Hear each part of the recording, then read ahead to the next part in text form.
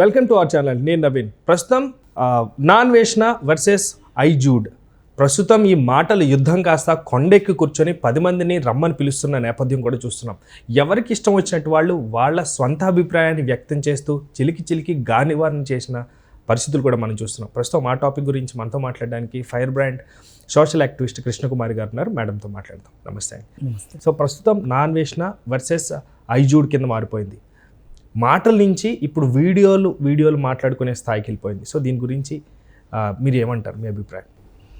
ఏం లేదండి, మన సమాజంలో ఈ సోషల్ మీడియా వచ్చేసిన తర్వాత ఈ సోషల్ మీడియాని అడ్డం పెట్టుకుని డబ్బులు సంపాదించాలి, ఇది ఒక ఉపాధి అనుకున్న వాళ్ళు ఎవరైతే తయారయ్యారో వాళ్ళు మామూలుగా స్టార్ట్ అయినప్పటికీ దీనిలో వాళ్ళు పాపులర్ అవ్వటం కోసం బూతులు చేర్చి పాపులర్ అవ్వటం కోసం లేనివి ఉన్నట్లుగా ఉన్నాయి లేనట్లుగా చెప్పి మొత్తానికి వాళ్ళు ఒక సుస్థిరమైన స్థానాన్ని సంపాదించుకుంటున్నారు.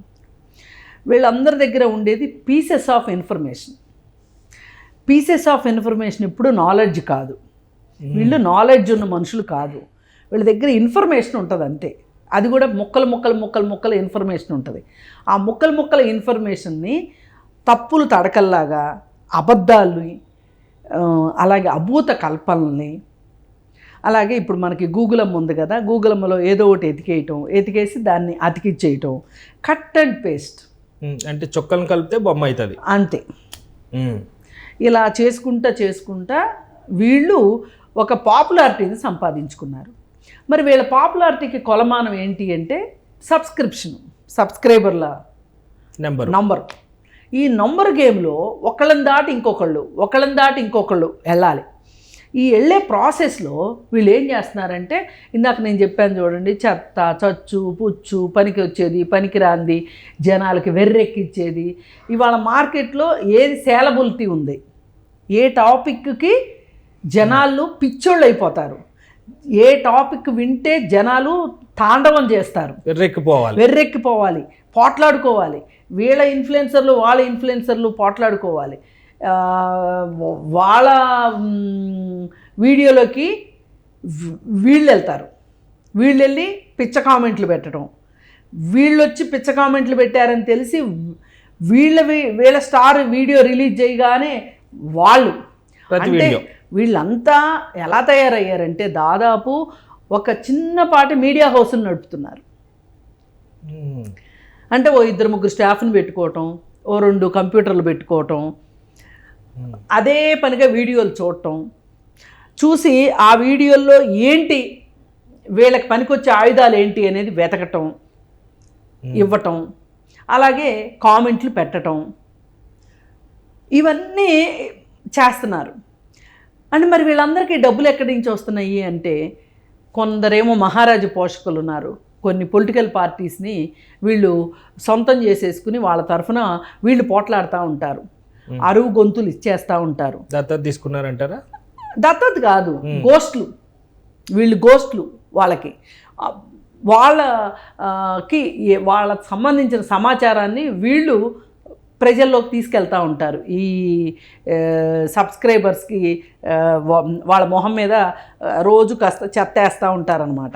వాళ్ళు అనుకుంటారు ఇది చెత్త, అనుకోరు వాళ్ళు, ఇదేదో మన సంతోషపెట్టేది, మన ఆహ్లాదపరిచేది, అరే ఇదే కదా మనం కూడా అనుకున్నాము, ఇదే కదా నాకు కావాల్సింది అనే ఉద్దేశంతో వాళ్ళు సంతోషంతో వాళ్ళు దాన్ని రిసీవ్ చేసుకొని ఇక వీళ్ళు ఈ ఇన్ఫ్లుయెన్సర్ తాలూకు మత్తులోకి వాళ్ళు వెళ్ళిపోయి ఇక వాడు నంది అంటే నంది, పంది అంటే పంది, అవునంటే అవును, కాదంటే కాదు,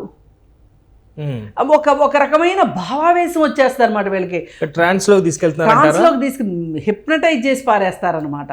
ఒకప్పుడు స్వామీజీలు ఇట్లాంటి వాళ్ళు ఇట్లాంటి కథలు కాకరకాయలు చెప్పి జనాలను ఆకర్షించేవాళ్ళు.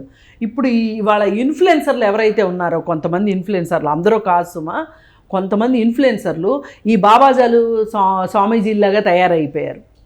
ఇప్పుడు జ్యోతిష్యం, బాబాలు, ఇవన్నీ ఏంటి అంటే నథింగ్ బట్ సైకాలజీ. వాళ్ళకి ఏదో 2-4 ముక్కలు సైకాలజీ తెలుసు. ఇప్పుడు ఎవడైనా బాగా సంతోషంగా ఉన్నాడు, పూర్తిగా పనున్నోడు ఎవడో వెళ్ళడు జ్యోతిష్కుల దగ్గరికి. ఏం అవసరం, ఇంకా నడుస్తుంది కదా, నడుస్తుంది కదా బాగానే.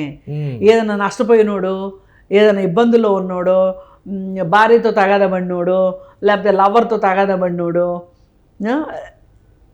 లేదు మానసికమైన జబ్బులు ఉన్నవాళ్ళు, అది వాళ్ళకి జబ్బు అని తెలీదు, నన్ను ఎవరో ఏదో చేసేస్తున్నారు అనే ఒక ఉద్దేశంతో దీన్ని ఎదుర్కోవటం ఎట్లా, అసలు నాకు ఈ నష్టం ఎట్లా జరుగుతుంది, ఎక్కడ జరుగుతుంది అంటే వాడు ఇంకో 4 కలిపి ఆ మధ్య వాడు వచ్చాడు కదా, ఎవరు ఆ ట్రాన్స్జెండర్ కుర్రాడు,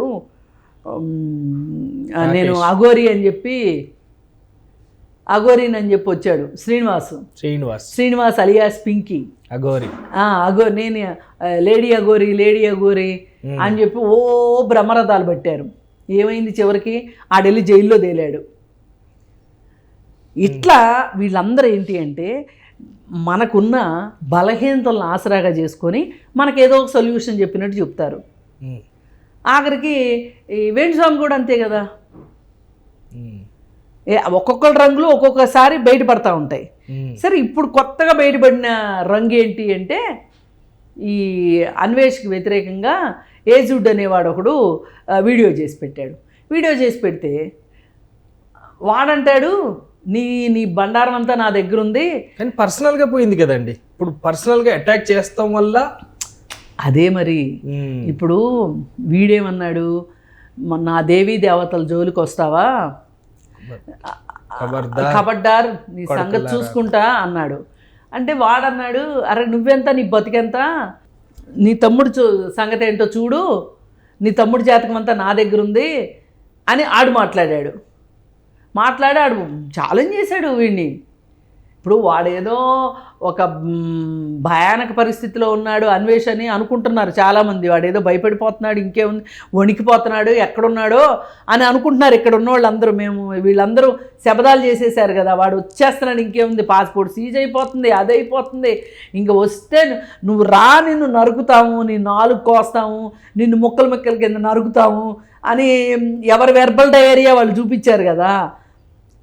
ఇదంతా మామూలు వాళ్ళు చూసి ఏమనుకుంటారు, నిజంగానే అన్వేష్ గారిని పట్టుకొచ్చేస్తారు కావచ్చు, వాడిని పట్టుకొచ్చేసేస్తే ఇంకేముంది, వాడిని అమీర్పేట చౌరస్తాలో ఫుట్బాల్ ఆడేసుకుందామని అమీర్పేట ఏరియాలో వాళ్ళు, లేదు అబిడ్స్లో ఆడుకుందామని కొంతమంది, లేదు చార్మినార్ ఏరియాలో వేసేద్దామనే వాళ్ళు కొంతమంది, ఇట్లా ఎవరి ప్లాన్లు వాళ్ళు వేసుకున్నారు. కానీ తీరా చూస్తే జరిగింది ఏంటంటే వాడు అసలు ఏ మాత్రం భయపడకుండా ఇప్పుడు అందరూ అసలు ఏజుడు ఇవాళ ఇప్పుడు వీడియో పెట్టాడంటే ఇంకా సేపట్లో లక్షలు జామని వెళ్ళిపోతాయి అనుకునేవాడు కూడా దళ్ళో పడి వాడు బెదిరించిన బెదిరింపుడికి వీడు వీడియో డిలీట్ చేసి పారేశాడు. ఎందుకు, వీడు వాడి మీదకి వ్యక్తిగతంగా వెళ్ళాడు కాబట్టి వాడు వీడి మీదకి వ్యక్తిగతంగా వచ్చేసాడు. మరి ఇప్పుడు దాకా వీళ్ళు చెప్పిన కబుర్లు ఏంటండి, మేము విదేశాలు చూపిస్తానని వాడు, నా అన్వేషణ, వీడేమో పెద్ద అసలు మొత్తం ప్రపంచం అంతా వీడికే తెలుసు అన్నట్టు ఏజుడు. అంటే దీని అర్థం ఏంటంటే ఇట్లాంటి ఇద్దరు మాటలు ఇన్ని రోజుల పాటు ఇంతమంది విన్నోళ్ళు ఎంత అమాయకులు అనుకోవాలి. ఏం బలం చూసుకోనండి వాళ్ళు ఇంకా ఆగట్లేదు. ఆయన సబ్స్క్రిప్షన్ పడిపోతుంది, సబ్స్క్రైబర్స్ తగ్గిపోతున్నారు. ఆల్మోస్ట్ 1,00,000 దాటి 5 లక్షల నుంచి 10 లక్షలు, 10 లక్షల నుంచి 15 లక్షలు కూడా పోతుంది. కానీ ఏం ధైర్యంతో అన్వేషణది నా అన్వేషణది ఒకటే ధైర్యం, మళ్ళీ నా దగ్గరికి వచ్చేస్తారు వీళ్ళంతా. నన్ను ఇండియా తీసుకెళ్ళగలిగిన మనగాడు లేడు, నన్ను రప్పించలేరు ఇండియాకి. నేను ఇట్లాగే వాడు దేనిని నమ్ముకున్నాడు ఇప్పుడు దాకా, బూతుల మీదే కదా, బూత్ కంటెంటేగా వాడిది. ఆ బూత్ కంటెంట్ ఇప్పుడు వాళ్ళందరికీ దేశభక్తి పొంగి పొర్లిపోయి, అబ్బో అసలు నా దేశాన్ని కించపరుస్తారా, నా దేవీ దేవతలను కించపరుస్తారా అని చెప్పి ఒక్కొక్కరికి రోమాలు నిక్కబొడుచుకుని వీళ్ళ దేశభక్తి చూపించుకుందామని చెప్పి అన్సబ్స్క్రైబ్ చేశారు వాడిని. వాడికి 5 లక్షలు 10 లక్షలు పోతే వాడికి పోయేదేమీ లేదు, 4 రోజులు ఆదాయం తగ్గుద్ది అంతే. ఆడికి మళ్ళీ సబ్స్క్రిప్షన్ పెంచుకోవడం ఎట్లాగో ఆడికి తెలుసు. ఇంతకంటే గాలి వీడియో ఇంకోటి పెడతాడు. వాడి నమ్మకం అది. నేను ఎవరినైనా మెస్మరైజ్ చేసి నా వీడియో చూపించుకోగలను. ఎందుకు అంటే నా సబ్స్క్రైబర్స్ స్టాండర్డ్ ఏంటో నాకు తెలుసు. నా సబ్స్క్రైబర్స్ స్టాండర్డ్ నాకు తెలుసు. మరి నేను ఇన్నాళ్ళు నేను బూతులు పెడితే, వేరే దేశం అమ్మాయిల్ని వాళ్ళతో బూతులు మాట్లాడించి పెడితే వీళ్ళంతా శుభ్రంగా హ్యాపీగా విన్నారు, చూశారు, శ్రవణానందంగా విన్నారు, వీణులు విందుగా చూశారు. వీళ్ళ బుర్రల్లో గబ్బు ఉన్నంతసేపు నాకు మార్కెట్ ఉంటుందని వాడి మీద వాడికి నమ్మకం. వీళ్ళు గబ్బు ఆయన డబ్బు అంతే. ఈ గబ్బు బుర్రలో పని పాట లేకుండా, పని పాట లేదు, అమ్మాయి కనిపిస్తే చాలు చొంగగార్చుకునే రకాలు వీళ్ళు. లేకపోతే నా అన్వేషణ గాడు ఏం చూపిస్తున్నాడని చూశారండి వీళ్ళు.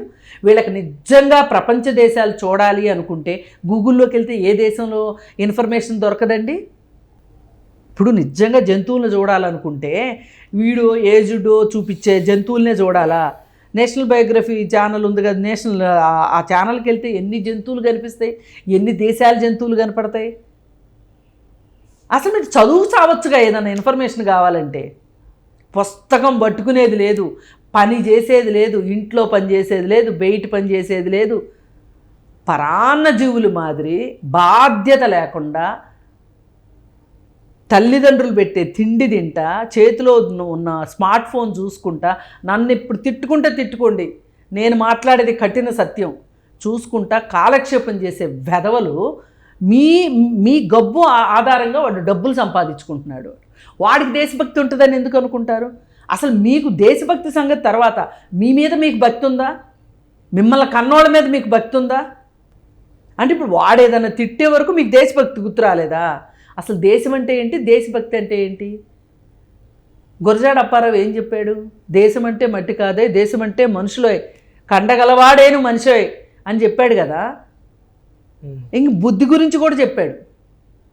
అవన్నీ మీకు ఎక్కువ. మీకు ఇప్పుడు ఎక్కేదల్లా ఏంటి అంటే, వాడు బట్టలు లేని అమ్మాయిని చూపించాడా, ఆ అమ్మాయిలతోటి పాపం తెలుగు రాని అమ్మాయిల చేత తెలుగు బూతులు ముద్దుగా తిట్టించి మీకు వినిపిస్తే మీరు వినసొంపుగా విన్నారా? పోర్న్ వీడియోలు ఏమన్నా వస్తే చూసారా? ఓటీటీల్లో చెత్త కంటెంట్ వస్తుంటే అది చూస్తూ ఉన్నారా? బూతులు చూస్తూ ఉన్నారా? డబ్బులున్నోళ్ళు ఇంకాసిన డబ్బులు సంపాదించుకుంటానికి బూతులు తీసి మీ మీద వదులుతుంటే మీకు అదేం అర్థం కావట్లా. లేకపోతే వెంకటేష్కిను రానాకి ఏం కర్మ పట్టిందండి, వాళ్ళకి ఏం డబ్బులు తక్కువయ్యి. రానా నాయుడు అనే ఒక బూత్ వెబ్ సిరీస్ తీస్తే చూసారా లేదా మీరు? మన యువత పరిస్థితి ఎలా ఉంది? ఆ యువతని ఈ విధంగా దిగజారుస్తున్నారు. వివేకానందుడు ఏం చెప్పాడు? బలశాలులైన యువతే ఈ దేశానికి కావాల్సిందని చెప్పాడు. నాకు అలాంటి శక్తివంతులైన యువతను నా చేతికి ఇవ్వండి, ఈ దేశాన్ని ఎలా తయారు చేస్తాను అని చెప్పాడు. ఈ యువత వివేకానందుడు కాదు, ఒక వివేకానందుడు కాదు, 10 వివేకానందులు వచ్చినా బాగుపడని యువత తయారైంది. ఈ అన్వేష్ గాడు, లేకపోతే ఏజుడ్డు, లేకపోతే వాడి తమ్ముడు సిరి హనుమంతు గాడు ఎలాంటి బూతులు మాట్లాడాడు. ఇంక చాలామంది ఉన్నారు ఈ సోషల్ మీడియా ఇన్ఫ్లుయెన్సర్స్. వీళ్ళు ఉగ్రవాదుల కంటే దారుణంగా తయారయ్యారు. ఉగ్రవాదులు తుపాకులతోనే కాలుస్తారు, వీళ్ళు మాటలతో కాలుస్తున్నారు. పని లేని వాళ్ళ కింద తయారు చేస్తున్నారు, జీవోత్సవాలను తయారు చేస్తున్నారు. 24 గంటలు, ఒక్కొక్కళ్ళు 6 గంటలు, 8 గంటలు, 12 గంటలు స్క్రీన్ టైం చూసే సోమరిపోతులను తయారు చేస్తున్నారు. ఇవాళ చాలామంది యువత, ఇవాళ వాడికి 25 లక్షల సబ్స్క్రిప్షన్ ఉందంట అన్వేష్ గాడికి.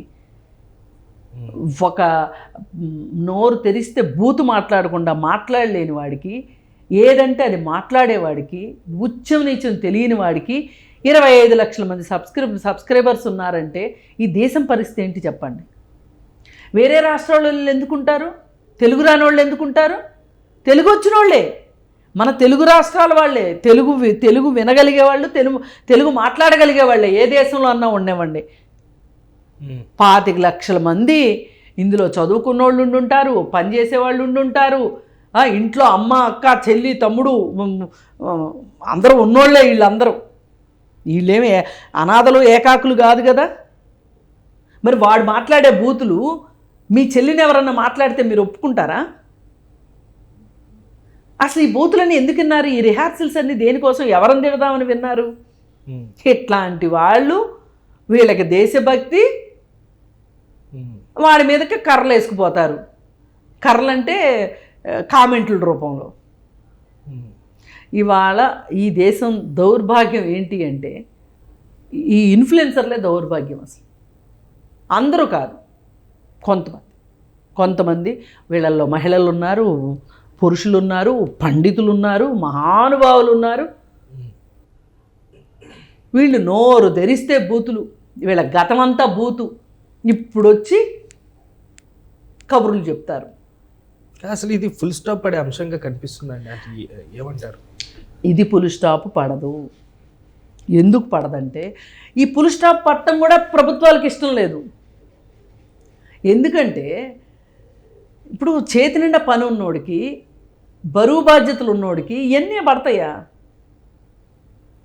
ఒక్కొక్కళ్ళు 2 ఉద్యోగాలు చేస్తున్నారండి కొంతమంది.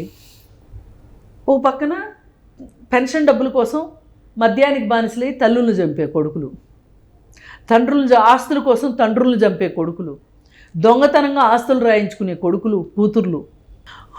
గవర్నమెంట్ ఉద్యోగం వచ్చింది, సంతోషించండి రా నాయన, జీవితానికి ఒక ఆసరా దొరికింది, గౌరవప్రదంగా బతకొచ్చురా అంటే చేరిన దగ్గర నుంచి లంచాలు. వ్యాపారం చేసేవాడు మోసం, రాజకీయ నాయకులు మోసం. ఇవన్నీ చూసిన తర్వాత మీరు మాత్రం పవిత్రులుగా ఉండండి, మీరు మాత్రం బాధ్యతగా ఉండండి అంటే ఎవడింటాడండి మన మాట? ఎవరికి వాళ్ళు ఆవేశాలు పెంచేసుకుని విరుచుకుపడినట్లుగా మాట్లాడటం. ఒక సమస్య వచ్చినప్పుడు ఆ సమస్య మూలాల్లోకి వెళ్ళేది లేదు, ఆ సమస్యని ఎట్లా పరిష్కారం చేసుకుందామనే ఆలోచన లేదు. వీళ్ళు వాళ్ళని తిట్టా, వాళ్ళని వీళ్ళు తిట్టా, కోడి పుంజులు మాదిరి చూస్తున్నాం కదా సోషల్ మీడియాలో కావచ్చు, లేదు అనుకుంటే డిబేట్స్లో కావచ్చు, మీద పడిపోవటమే. ఇంత చేసి ఒక అరగంట డిబేట్ అయిన తర్వాత వచ్చిన అవుట్కమ్ ఏంటి అంటే ఏమీ లేదు. వీళ్ళని వాళ్ళు నడుచుకోవటం, వాళ్ళు వీళ్ళని నడుచుకోవటం. అదే నా ప్రశ్న అండి. ఒక్క పాయింట్ అయినా కలిసి వచ్చే అంశం ఉందా? ఏమీ జస్ట్ పబ్బం గడపడం, డబ్బులు సంపాదించుకోవడం అంతే. ఇప్పుడు ఈ శివాజీ విషయం వచ్చింది. ఈ శివాజీ విషయం వచ్చిన తర్వాత ఎంతమంది చలిమంటలు కాసుకున్నారో చూడండి. లేదు, ఆయన ఇప్పుడు గుర్తేలేడు కదండి. టాపిక్ ఎక్కడికి వెళ్ళిపోయింది? అసలు నిజంగా సరిగా విశ్లేషించగలిగితే, విశ్లేషించిన దాన్ని అర్థం చేసుకోగలిగే మనుషులు మన చుట్టూ ఉండుంటే గనక శివాజీ మాట్లాడింది ఎంత తప్పు అనేది నెత్తినోరు కొట్టుకుని మాట్లాడుతున్నా ఆ రోజు నుంచి ఈ రోజు వరకు. నేను ఏంటి, మీరు ఎట్టా అంటే అట్టాంటి బట్టలు వేసుకుని రామాకండి అమ్మ, మీరు ఇబ్బందులు పాలవుతారు అన్నదానిలో వెనక ఎంత అర్థం ఉంది? ఎవరి నుంచి ఇబ్బందులు పాలవుతారు? మగపిల్లల నుంచి. ఒక అమ్మాయి సరిగా బట్టలు వేసుకున్నంత మాత్రాన నాకు సర్వహక్కులు ఉన్నాయి అనుకునే అబ్బాయిలు ఉంటే, అలాంటి అబ్బాయిలు తయారైన తర్వాత మంచిగా బట్టలు వేసుకునే వాళ్ళకి మటుకు రక్షణ ఎక్కడి నుంచి వస్తుంది? ఇది కదా మనం మాట్లాడుకోవాల్సింది.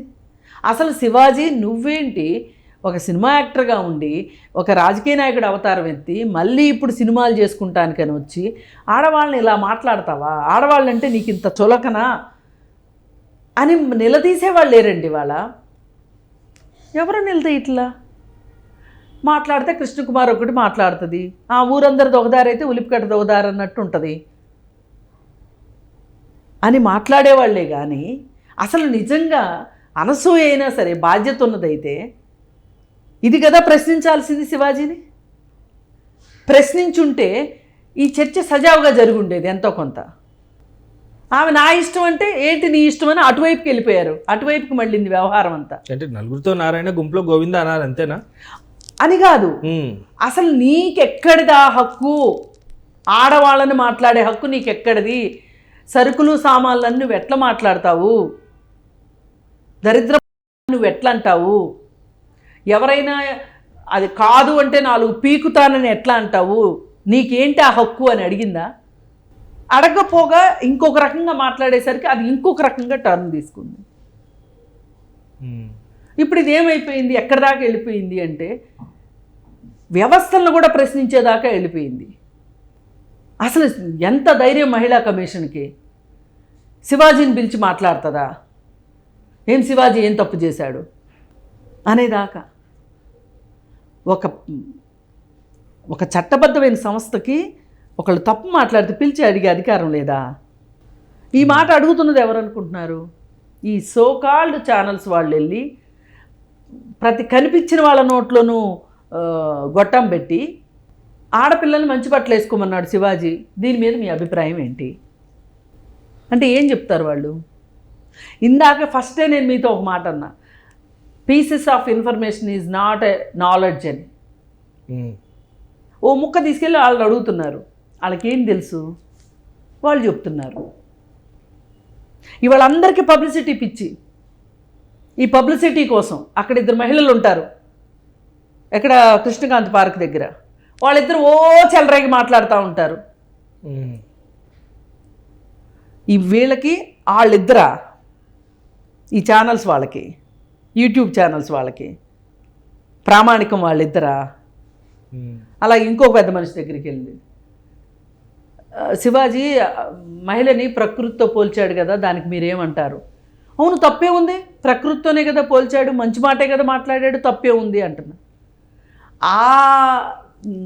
ఆ మాటున ఎన్ని బూతులు మాట్లాడాడు, ఎంత బాధ్యతారహితంగా మాట్లాడాడు, యువతని ఎంత తప్పుదో పట్టించేట్టు మాట్లాడాడు అనేది ఎక్కట్లా.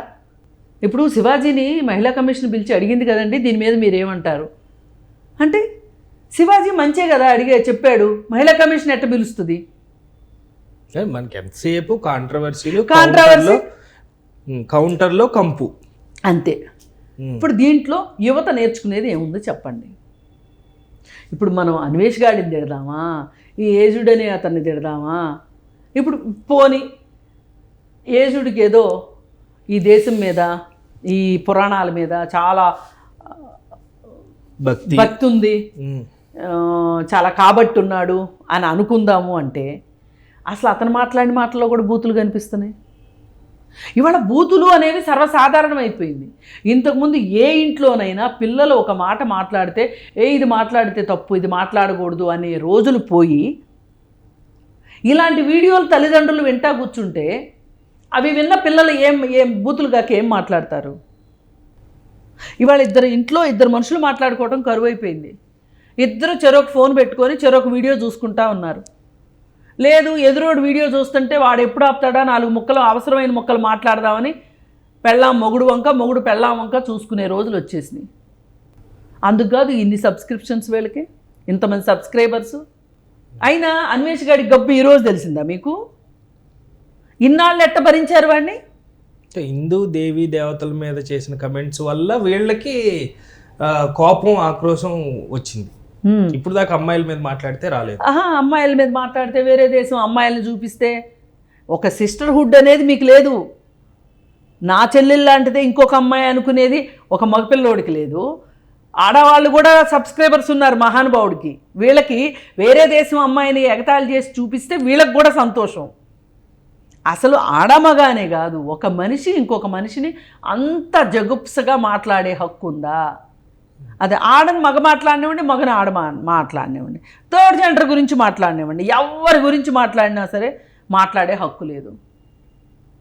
నిజంగా మనకి ఈ మాత్రం జ్ఞానం ఉంటేనండి ఇన్ని సంవత్సరాల తరబడి జబర్దస్త్ వచ్చేది కాదు. థర్డ్ జెండర్ పీపుల్ని ఎంత అవమానం చేశారండి, ఎంత అవహేళన చేశారు, అంత చూస్తూ కూర్చున్నారుగా. ఇలాంటి పరిస్థితి ఉన్నప్పుడు ఒక మంచి వాతావరణము, ఒక ఎండింగ్ పాయింట్ మీరు అడిగారే, ఎక్కడి నుంచి వస్తాయి? రావు. Only comma comma comma comma come on come on come on అన్నట్టే ఉంటుంది, కామా కూడా కాదు. అంతే. థ్యాంక్ యూ అండి, థ్యాంక్ యూ సో మచ్.